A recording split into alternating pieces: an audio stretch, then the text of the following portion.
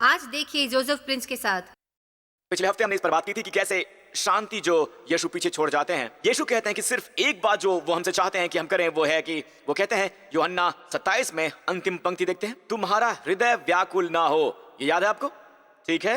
वो कहते हैं कि आप सबको ये बताएं, बाहर की फिक्र मत करें, आप अपने हृदय की रखवाली करें, आप अपने अंदर की, अगर आप अपने अंदर की रक्षा करेंगे तो मैं बाहर की रक्षा करूंगा। आप अपने हृदय की रक्षा करें कि वो व्याकुल ना हो, हृदय की रक्षा करें कि वो भयभीत ना हो। असल में व्याकुलता पहली अवस्था है, इससे पहले कि आप भयभीत हो। ऑलराइट, यदि आपका हृदय व्याकुल नहीं है तो ये कभी नहीं डर सकता। जब ये डरने की अवस्था में आता है, अक्सर ये जीवन मरण का मामला होता है, या कोई बहुत बड़ा नुकसान हो जाना, या ऐसी बात जो प्रमुख है। पर छोटी छोटी बातें भी मुसीबत हो सकती हैं, छोटी छोटी बातें आपको परेशान कर सकती हैं। आमीन। तो अपने हृदय को व्याकुल कभी ना होने दें, कभी भी नहीं। मैं आपको दिखाना चाहता हूं कि ये उपदेश क्यों इतना महत्वपूर्ण है और क्यों इतना अलौकिक है, क्योंकि मैंने सचमुच ये योजना बनाई है कि आज आपके साथ स्वास्थ्य के बारे में कुछ बातें साझा करूंगा। तनाव, शालोम, ये सब मिलकर कैसे काम करते हैं। और कल मैं अपना उपदेश तैयार कर रहा था, मेरे पास कुछ ऐसे वचन थे जो परमेश्वर ने मुझे पहले ही दे रखे थे। मैंने अपने वचन नीचे लिखे, और वो सब, एक वचन जो परमेश्वर ने मुझे दिया था वो ये था, नीति वचन 14:30। जरा ये देखिए, शांत मन तन का जीवन है। एक शांत मन तन का जीवन है। ऑलराइट, ये यहां आत्मा की बात नहीं कर रहा है, ये शरीर के लिए जीवन है, एक शांत मन। पर मन के जलने से हड्डियां भी जल जाती हैं। ऑलराइट, ये नया किंग जेम्स संस्करण है। ये शब्द शांत, इब्री में शांत मन है जो है मारपे।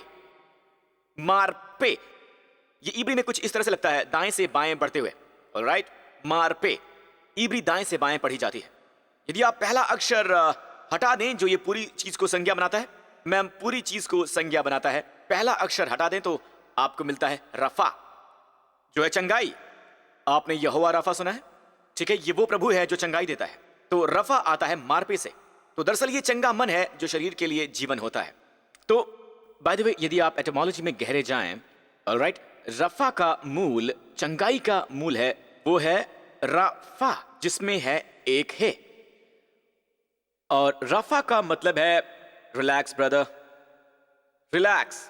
इसका मतलब है जाने दो, रिलैक्स, जाने दो। ऑलराइट, रिलैक्स, जाने दो, रफा। इसे ऐसे कहिए, बाहर सांस छोड़िए, रफा। ऑलराइट, रफा मूल है रफा का, यानी चंगाई का। बोना, मरम्मत करना। ऑलराइट, मारपे बस है मेम, ये अक्षर मेम रफा के साथ जुड़कर उसे संज्ञा बनाता है, नाउन। ऑलराइट, तो यहां हमें एक कमाल का प्रकाश मिलता है शांत हृदय का। चलिए वापस चलते हैं वचन पर। चलिए कुछ संस्करणों को देखते हैं ताकि हमें स्पष्ट रूप से समझ में आ सके कि पवित्र आत्मा के कहने का मतलब क्या है। इसी समय मैं आपको बाइबल के अन्य अनुवाद दिखाने वाला हूं। अगला अनुवाद है न्यू इंटरनेशनल वर्जन। चलो सब इसे साथ में पढ़ते हैं। एक हृदय जो शांत है वो शरीर को जीवन देता है, परंतु ईर्ष्या हड्डियां जला देती है। तो शांत हृदय क्या करता है? शरीर को जीवन देता है। जब आपका हृदय शांत होता है तो आपके शरीर को जीवन मिलता है। यह है न्यू इंटरनेशनल वर्जन। चलिए न्यू लिविंग ट्रांसलेशन की ओर देखते हैं। मुझे यह बहुत ही पसंद है। एक रिलैक्स्ड रवैया आयु बढ़ाता है। पास्टर आप बहुत रिलैक्स हैं, मैं जानता हूं, मैं चंगा किया जा रहा हूं, आप इतने सख्त क्यों हैं? तो जीवन के प्रति एक रिलैक्स रवैया रखिए। मैं इस वक्त आपके लिए कुछ पढ़ने वाला हूं। क्या यह वर्जन कमाल का नहीं है? आमीन। एक रिलैक्स रवैया आयु को बढ़ाता है। आप जानते हैं न्यू अमेरिकन स्टैंडर्ड बाइबल, मेरे ख्याल से हमारे पास नहीं, हाँ हमारे पास है। एक शांतिमय हृदय शरीर का जीवन होता है, पर लालसा हड्डियों को जला देती है। ठीक है गाइस, जब मैंने इस शब्द लालसा का अध्ययन किया, एक इब्री अर्थ है लालसा का, दरअसल यौन लालसा। ऑलराइट, अभी आप बिना यौन लालसा के नहीं रह सकते, ओके? पर अत्यधिक यौन लालसा हड्डियों को जला देती है। ऑलराइट, आपको बुलाया गया है शांत रहने के लिए। और सब लोगों ने कहा एक शांतिमय हृदय शरीर का जीवन होता है, एक रिलैक्स रवैया आयु को बढ़ाता है। मैं आपको एक बात बताता हूं जो एक अद्भुत तरीके से हुई। अच्छा, आप में से जो भी मेरे साथ बहुत साल से रह रहे हैं, आप जानते हैं परमेश्वर सचमुच इस मिनिस्ट्री की पुष्टि करते हैं आश्चर्य कर्मों और चिन्हों के द्वारा। तो मैं इसी पर तैयारी कर रहा था। मुझे ये सब वचन मिले, नीति वचन 14:30, और वो सब स्टैंड बाय के रूप में। और मेरे सब वचन, ऑलराइट, मेरे सब वचन पहले से ही यहां थे। मेरी पत्नी ने मुझे लिविंग रूम में बुलाया जहां टीवी था, ठीक है, और उसने कहा कि डार्लिंग यहां आओ और ये देखो। बेशक मैं अध्ययन कर रहा था, हर कोई टीवी नहीं देख सकता, कुछ टीवी देख सकते हैं पर कुछ को अध्ययन करना होता है। तो मैं अपने कमरे में वचन का अध्ययन कर रहा था और वो टीवी देख रही थी। हम में से एक को तो अध्ययन करना ही पड़ेगा।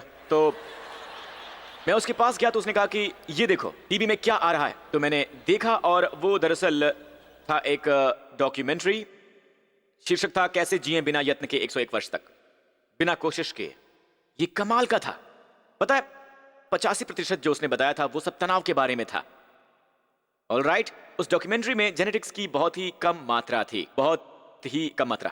खैर पास्टर प्रिंस, मेरा ख्याल है कि जीन्स भी बहुत महत्वपूर्ण भूमिका अदा करती है। मैं आपके सामने डॉक्यूमेंट्री से भी कुछ रिकॉर्ड करना चाहता हूं, ठीक है। और ये आदमी डॉक्टर क्लेमेंसी मिशेल जो कि वॉर्कशायर से हैं, ये इशारा करते हैं कि जेनेटिक्स केवल दीर्घायु के लिए 20% ही योगदान करता है, सिर्फ 20%। एक और आदमी ने कहा कि 40 जीन्स एक बंदूक को लोड करते हैं, पर जीवन शैली है जो ट्रिगर दबाती है। और इस डॉक्यूमेंट्री में 102 साल की महिला है, एक मसीही महिला, और वो 102 साल की है। इससे पहले कि वो अपनी ब्रेकफास्ट ले, उन्होंने उसे दिखाया खड़ी बाइसिकल पर। हर रोज वो 6 मील चलाती है अपने ब्रेकफास्ट से पहले उसी बाइसिकल पर, और एक जवान इंसान की तरह वो चुस्ती फुर्ती से चलाती है। जब आप उस इंटरव्यूअर से बात करते हैं जो उससे बात करता है, तो वो सुन रही थी, राइट? मतलब उसे सुनने की समस्या भी नहीं थी। इंटरव्यूअर ने उससे इसका रहस्य पूछा तो उसने कहा कि हमेशा याद रखो कि तुम्हारा शरीर पवित्र आत्मा का मंदिर है। उसने ये कहा, पवित्र आत्मा का मंदिर। तो ध्यान रखें कि आप इसके अंदर क्या डालते हैं, ना तो सिगरेट ना तो शराब। ऑलराइट, और वो प्रभु पर भरोसा रखती है, वो चर्च जाती है। और ये शक्तिशाली बयान है जो आप सुनने वाले हैं, सुनिए। ऑलराइट, और ये उस डॉक्यूमेंट्री से है। ये अब 20 से 30 साल से जाना जा रहा है कि वो लोग जो नियमित रूप से चर्च जाते हैं ज्यादा दिन जीते हैं। ये हुई ना बात, ये हुई बात। आमीन। ध्यान देने वाली बात क्या है? नियमित, ना सिर्फ क्रिसमस पर। ऑलराइट, नियमित रूप से जो चर्च जाते हैं। और इस अध्ययन के लिए 20 से 30 साल लगे थे। ऑलराइट, कि जो भी नियमित रूप से चर्च जाते हैं वो ज्यादा जीते हैं। फिर कल की डॉक्यूमेंट्री जब मैंने इसे पोस्ट किया और इसे लिखा कि उनके खून और सलाइवा के सैंपल से, ये हैं नियमित रूप से चर्च जाने वाले, उनके खून और सलाइवा के सैंपल थे। वहां नियमित रूप से चर्च जाने वालों में कहीं ज्यादा कम स्ट्रेस हार्मोन होते हैं, जैसे कि कॉर्टिसोल। ये इस बात का चिन्ह है कि वो शायद जीवन की चुनौतियों को बेहतर तरीके से निपटते हैं। तुम्हें शांति मिले, मैं अपनी शांति तुम्हें देता हूं, मैं अपनी शांति तुम्हें देता हूं। वैसा नहीं जैसे संसार देता है, मैं तुम्हें अपनी शांति देता हूं। तुम्हारा हृदय व्याकुल ना हो और ना ही कभी भयभीत हो। उन्होंने एक व्यक्ति को दिखाया जो एक विश्वासी था, जो नियमित रूप से चर्च जाता था, जो एक हार्ट स्पेशलिस्ट है, और वो लगभग हर सप्ताह 4 ओपन हार्ट सर्जरी करता है, हर एक सप्ताह। और बड़ी बात क्या है, उसकी उम्र है पूरे 92 साल और वो हार्ट सर्जरी करता है। कुछ लोग भी हैं जो उससे कम उम्र के हैं और उन्हें अल्जाइमर हो चुका है। जरा सोचिए, वो हार्ट सर्जरी करता है। आमीन। और वो सब के सब चर्च में जाते हैं। ये आदमी और वो महिला नियमित चर्च जाने वाले हैं। उन्होंने वो चर्च भी दिखाया है जिसमें वो जाते हैं। आमीन। कुछ तो हो रहा है साथियों, जब आप परमेश्वर के वचन को प्राथमिकता देते हैं। क्यों? परमेश्वर का वचन आपको बताता है। नीति वचन 4 वचन 22 को देखिए, यहां लिखा है, ये आपसे मुखातिब है संसार से। जब कहता है कि हे मेरे पुत्र, क्या प्रभु बात कर रहे हैं संसार से या आपसे बात कर रहे हैं? जी हां, आपसे। हे मेरे पुत्र, मेरे वचन को ध्यान करके सुन और अपने कान मेरी बातों पर लगा। इनको अपनी आंखों की ओट ना होने दे, वरन अपने मन में धारणा कर, तुम्हारा हृदय व्याकुल ना हो। क्यों? परमेश्वर का वचन उनके लिए जीवन होता है जो उन्हें पाते हैं प्रभु को। यहां यह नहीं लिखा है कि प्रभु का वचन ये उनके लिए जीवन है जिन्होंने उन्हें अपने शेल्फ पर रखा है, जिन्होंने उसे अपने कमरे में भी लगा के रखा हुआ है, जिन्होंने लगा के रखा हुआ अपने कार में भी। उन्हें पता है कि ये वहां कहीं है, पर उनकी कार में। इसमें यह नहीं लिखा है कि उनके जीवन में। परमेश्वर का वचन उनके जीवन में है जो उन्हें पाते हैं। आमीन। अब आप इसे पाते हैं परमेश्वर के घर में, इसे समझ पा रहे हैं? मैं तुम्हें शांति देता हूं। अब आपको शांत हृदय मिलता है, एक सुकून भरा हृदय। हालेलुया। तो जब आपको मिलता है तो आपको क्या होता है? वो उनके जीवित रहने को और उनके सारे शरीर के चंगे रहने का कारण होता है। बाय द वे, वो शब्द स्वास्थ्य है मार्पे, चंगाई, उनके संपूर्ण शरीर के लिए, उनके संपूर्ण शरीर के लिए, संपूर्ण। दूसरे शब्दों में, आपके शरीर का एक भी भाग परमेश्वर के वचन की चंगाई से अछूता नहीं रहेगा। ठीक है, जब आप परमेश्वर का वचन पढ़ते हैं तो चाहे ये दाऊद का गोलियत को मारना हो, आप उत्साहित होते हैं, और वो उत्साह, ऑलराइट, वो कहानी ये आपके दिल को छूने के लिए टेलर मेड है, आपके दिल तक जाएगी। और चाहे आप दाऊद और गोलियत की कहानी पढ़ रहे हैं, आपके शरीर में कुछ तो हो रहा है, ऑलराइट। अगर आप कुछ समय बिताएं तो एक विशेष प्रकार का वातावरण निर्मित होता है वचन का, जिसमें आपको स्वयं को लाने की आवश्यकता होती है। जैसे आप उस वचन में आते हैं, अचानक आप पाते हैं कि यह आपके शरीर को रिलैक्स करने में मदद कर रहा है। और ये शब्द है मार्पे, मैंने आपको इसके बारे में बताया था, जिसका मूल क्या है, चंगाई, और उस शब्द का मूल क्या है, रिलैक्स्ड। जब आप प्रभु का वचन पढ़ते हैं तो आपको लगता है कि और आप रिलैक्स हो जाते हैं, आप इसे छूट जाते हैं और आपको शुद्धिकरण महसूस होता है। आप में से कितने महसूस करते हैं जब आप एक उपदेश को सुनते हैं और जब आप यहां से जाते हैं तो आपको लगता है कि ऑलराइट, आप में बदलाव आया है, आप और रिलैक्स हो जाते हैं, आप प्रफुल्लित हो जाते हैं और आप शांति में होते हैं। वो है मार्पे, आप अनुभव कर रहे हैं चंगाई का अपने पूरे शरीर में। मैं एक आदमी को जानता हूं, एक सच्ची कहानी है, उसे कैंसर से डायग्नोस किया गया था, ऑलराइट। वो घर गया और बाइबल में डूब गया। दरअसल वो इतना मजबूत समर्पित विश्वासी भी नहीं था, ऑलराइट, और ना ही वो नास्तिक ही था। वो वापस गया, अपनी बाइबल ली और बाइबल पढ़ने लग गया। कुछ समय गुजरने के बाद, अपनी बाइबल पढ़ने के बाद, उसने कहा कि उसे महसूस हो रहा है कि उसके शरीर में एक विशेष संवेदना हो रही है। उसे गर्माहट महसूस हुई। फिर उसने अपनी बाइबल एक और रखी, तब उसे ये महसूस नहीं हो रहा था। फिर वो बाइबल पर लौटा और जैसे जैसे दिन गुजरते गए वो उसे पढ़ता गया और शरीर में एक विशेष प्रकार की संवेदना महसूस होती गई। खैर, लंबी कहानी है। जब वो वापस डॉक्टर के पास गया तो डॉक्टर ने कहा कि कैंसर का नामो निशान तक नहीं है। सिर्फ वचन को पढ़ने से, मैं आपको बता रहा हूं, ये केवल नॉवेल नहीं है, ये कोई मैगजीन नहीं है, ऑलराइट। वो चीजें कभी कभी कचरों से भरी हुई होती हैं, ऐसी चीजों से जो आपके जीवन को कुछ नहीं दे सकती। परमेश्वर का वचन जीवन है और आपके पूरे शरीर के लिए चंगाई है। पूरे शरीर की चंगाई का मतलब है कि आपका लीवर चंगा करते हुए आपको हाई ब्लड प्रेशर नहीं देंगी। कुछ दवाइयां हैं जो आपकी गैस्ट्रिक को चंगा करती हैं या फिर कुछ और, लेकिन कोई और समस्या उत्पन्न कर देती है, आपके सूखे होंठ या फिर कुछ और। एक और समस्या जो गैस्ट्रिक उत्पन्न करती है वो असल में उसके विपरीत हो जाएगा। लेकिन परमेश्वर की दवा हर चीज के लिए चंगाई है। आपकी आंखें, आपके नाक, ऑलराइट, आपकी त्वचा, आपके बाल, आपके फेफड़े, आपका प्रोस्टेट, आपके हर एक अंग, आपकी हड्डियां, स्वास्थ्य आपके पूरे शरीर के लिए, संसार के सभी लोगों के लिए, ऑलराइट। पता है, वो मैदान के वृक्षों की तरह है और वो आनंदित होंगे जब वो बाहर आते हैं। ये पूरा शरीर, आप ये पढ़ना तो जानते होंगे ना, शरीर, आत्मा नहीं, शरीर। मैं अंतिम भाग आपके लिए पढ़ूंगा और फिर हम समाप्त करेंगे। यहां देखिए, यशायाह 55। यही परमेश्वर चाहते हैं कि हर बार जब आप चर्च के सर्विस से बाहर जाएं तो आपको अनुभव हो।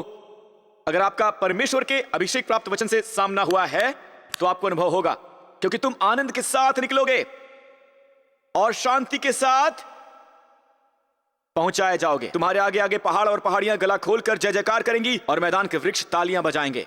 मैदान के वृक्ष यहां संसार के लोगों का हवाला देते हैं, ऑलराइट। वो मैदान के वृक्षों की तरह हैं और वो आनंदित होंगे जब ये बाहर आते हैं।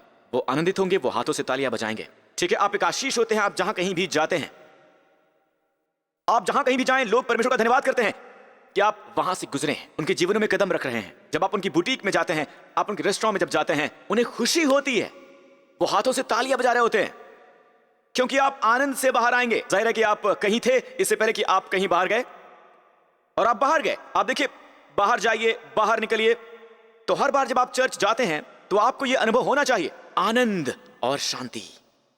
और शांति आपकी अगुवाई करेगी। जाइए शांति के साथ। मैं बता रहा हूं, चर्च बहुत बार परमेश्वर आवाजों में बात नहीं करते हैं, ऑलराइट। ये वो शांति है या शांति की उपस्थिति है जो आपकी अगुवाई करेगी। आपको पता चलेगा कि कुछ करने में शांति मिलती है, ऑलराइट। ये देखिए, ये मत कीजिए। कोई बहुत अच्छा हो सकता है, बहुत आकर्षक दिख सकता है, पर इस व्यक्ति में कोई शांति नहीं है, तो ध्यान दीजिए वो कौन आर्टिस्ट हो सकता है। पीछे कदम लीजिए, जांच कीजिए, ज्यादा प्रश्न पूछिए। आप पाते हैं कुछ करने से शांति मिलती है तो उसके लिए आगे बढ़िए, कुछ करिए। आमीन। मेरे ख्याल से बहुत बार विवाहों में जब कोई झगड़ा होता है, जब कोई झगड़ा चल रहा होता है, कई बार लड़कियों में आपसे कुछ बताना चाहूंगा हम पुरुषों के बारे में। पुरुष जब डरे होते हैं वो ये नहीं कहना चाहते कि वो डरे हुए हैं। वो डरते हैं अपनी आर्थिक स्थिति के बारे में, अपने स्वास्थ्य के बारे में, या कुछ भी हो सकता है, पर वो आपसे बताएंगे नहीं कि उनकी समस्या क्या है। बस बॉस का जरा प्रेशर ज्यादा है, काम ज्यादा है। वो झूठ बोलते हैं, कुछ खास नहीं है। वो नहीं बताते कि प्रॉब्लम क्या है। बात यह है कि जब वो सुकून से नहीं है और वो बहुत चिंतित हैं, उनका हृदय व्याकुल है, बहुत बार वो आपसे बात करते हैं। ऑलराइट, आप इसे समझ सकती हैं अगर आप स्मार्ट हैं तो। ऑलराइट, आप इसे समझ सकते हैं। और जब कोई झगड़ा होता है तो कई बार किसी विषय पर नहीं होता, वो विषय जो झगड़ा उत्पन्न कर रहा है। बहुत बार उस आदमी की बेचैनी होती है, यानी कि वो डर होता है। वो झगड़ता है क्योंकि वो उस चीज के बारे में भयभीत है। वो परेशान है क्योंकि वो किसी बारे में भयभीत है। बुद्धिमान औरत वो होती है जो इस भय में उसकी प्रभु सेवा कर सकती है। आमीन। और बाद में उसे इसका बुरा लगता है क्योंकि आप सबसे करीबी इंसान हैं और वो ये सब आप पर ही निकालता है। ऑलराइट, विश्राम को अपना मार्गदर्शक बनने दें। तो चलिए इसे समाप्त करते हैं। आप ये आनंद और शांति कैसे पाएं? आपको ये आखिर कहां पर मिलेगा? आप कैसे आनंद से बाहर जाएं और बाहर निकले शांति लेकर? यहां इस संदर्भ में देखिए, इससे पहले के वचनों में जाइए। जिस प्रकार से वर्षा और हिम आकाश में गिरते हैं और वहां यूं ही लौट नहीं जाते, वरन भूमि पर पड़कर उपज उपजाते हैं, जिससे बोने वाले को बीज और खाने वाले को रोटी मिलती है, उसी प्रकार से मेरा वचन भी होगा जो मेरे मुख से निकलता है। ये व्यर्थ ठहर कर मेरे पास न लौटेगा, पर जो मेरी इच्छा है वो उसे पूरा करेगा, और जिस काम के लिए मैंने उसे भेजा है वो उसमें सफल होगा। दूसरे शब्दों में परमेश्वर आपसे कह रहे हैं कि सुनो, मेरी बुद्धिमत्ता इतनी सघन है कि अगर मैं सब एक साथ दे दूं तो आप सह नहीं पाएंगे, आप इसे ले नहीं पाएंगे। तो मैं ये करूंगा कि जैसे बारिश नीचे गिरती है, आप जानते हैं कि बारिश कैसे नीचे आती है। अगर परमेश्वर सभी बादलों को एक ही साथ बरसने दें, सैकड़ों हजारों टन पानी नीचे आ जाएगा। वो आपकी कार के टुकड़े टुकड़े कर देगा, चकनाचूर कर देगा। ये घरों और भवनों को तोड़ देगा, ये सारे वनस्पति को तबाह कर देगा। प्रभु कहते हैं मैं ऐसा नहीं करता। मैं जो करता हूं वो ये है कि जब बारिश नीचे आती है या बर्फ नीचे गिरती है, उसी तरह मेरा वचन भी नीचे आता है। ये सघन अवस्था में नहीं आता है, ये बर्फ की बूंदों में नीचे आता है। बारिश की बूंदें जो गुलाब की पंखुड़ियों को भी नुकसान नहीं पहुंचाती, बल्कि उसका पोषण करती हैं, उसे साफ करती हैं, सुंदर बनाती हैं। तो इसी तरह से मेरा वचन भी नीचे आता है। ये बाइट साइज में है। और जब आप परमेश्वर के भवन में आते हैं, परमेश्वर का वचन नीचे आता है। जब आप वचन में समय बिताते हैं, परमेश्वर का वचन नीचे आता है। आप अपने आईपॉड पर सुनते हैं एक उपदेश के जरिए, और परमेश्वर का वचन नीचे आता है। आप एक किताब पढ़ते हैं, प्रभु का वचन अंदर आता है। आप किताब बंद करते हैं, आप सर्विस से बाहर आते हैं, और आप अपने बाइबल स्टडी टाइम से बाहर आते हैं, आप आनंद से बाहर आते हैं, और आप आगे बढ़ते हैं शांति से। और बाइबल में आगे लिखा है, आप बाहर जाते हैं तो मैदान में सभी वृक्ष आपके लिए तालियां बजाते हैं। क्या होगा तब? भटकटाइयों की संति सनोवर उठेंगे। जी हां, भटकटाइयों की संति एक श्राप का चित्र है। वहां आशीष होगी, यानी सनोवर का वृक्ष। ऐसा वृक्ष है जिसे इतनी बार इस्तेमाल किया गया है मिलाप के तंबू में या सुलेमान के मंदिर में। देवदार के अलावा ये दोनों बहुत इस्तेमाल किए गए। दूसरे शब्दों में, बजाय श्राप के वहां लोग होंगे जो बिल्डिंग ब्लॉक बन जाएंगे परमेश्वर के राज्य के लिए। और बिच्छू पेड़ों की संति मेहंदी उठेगी। Mehndi by the way Esther का नाम है, और इब्री में हदास, हदास, हदास। और इससे यहोवा का नाम होगा जो सदा के लिए चिन्ह होगा, और वो कभी भी नहीं मिटेगा। आमीन, आमीन। जब आप वचन में समय बिताते हैं, ऑलराइट, तो आपका विवाह भी बेहतर हो जाता है। आप बता सकते हैं कि विवाह में तनाव है कई बार, और ये होता है वचन में समय ना बिताने की वजह से, उपदेश को ना सुनने की वजह से। आप कहेंगे पास्टर जी मैं बाइबल पढ़ता हूं, मुझे कुछ समझ नहीं आता। तो आप बाइबल टीचर लीजिए जो आपको समझा सके। ओके, उनकी मत सुनिए जो कहते हैं कि मैं बस बाइबल पढ़ता हूं, क्योंकि हम में से सब अपने जीवन में एक मुकाम पर थे जब हमारे टीचर हमें सिखाते थे। अच्छी किताबें थी हमारे पास, अच्छी गाइड बुक्स थी, बाइबल स्टडी किताबें, आमीन, जहां पर हम सीधे वचन को ग्रहण कर सकते हैं, बिल्कुल सीधे। और इसलिए प्रभु आपको इस चर्च में लेकर आते हैं। क्या मुझे अच्छी आमीन मिल सकती है? और याद रखिए लेडीज, मसीह चर्च का सिरमौर है और आदमी परिवार का सिर है। और सभी आदमियों ने कहा, पर लेडीज आप वो गर्दन है जो सिर को घुमाती हैं। ऑलराइट, तो प्लीज आपका पति यहां नहीं है जो यहां से जाएंगे, ठीक है? तो उसका मजाक ना उड़ाइए। उसे ये सोचने दें कि वो सिर है, और उसे ये मत बताइए कि आप गर्दन हैं।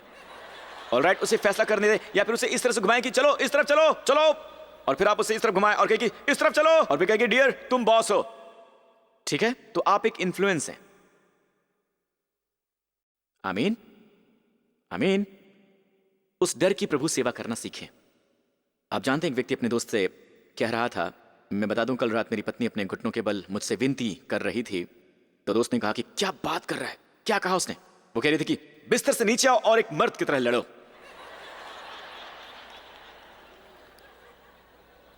तो मैं प्रार्थना करता हूं, मैं ये ठीक है साथियों, मेरा समय खत्म हो गया है। मैं प्रार्थना करता हूं कि न केवल आपका स्वास्थ्य एक सुकून भरी वृद्धि महसूस करेगा, पर आपका वैवाहिक जीवन भी। सबसे बड़ा रिश्ता जो इस धरती पर होता है, आपके बच्चों से भी पहले। ध्यान दीजिएगा, प्लीज प्लीज इस बात को ध्यान दें, जरा गौर कीजिए। आपके बच्चों को अपने पति से ज्यादा प्राथमिकता नहीं मिलनी चाहिए। ऑलराइट, आप और आपके पति, आपका रिश्ता पहले नंबर पर आता है, फिर आते हैं आपके बच्चे। बेशक यीशु सबसे पहला है, ये कहने की आवश्यकता नहीं है, पर मानवीय संबंधों के संदर्भ में आप और आपका जीवन साथी, आपके विवाह को भी सुकून भरी उन्नति मिले, सुख और शांति मिले। आमीन।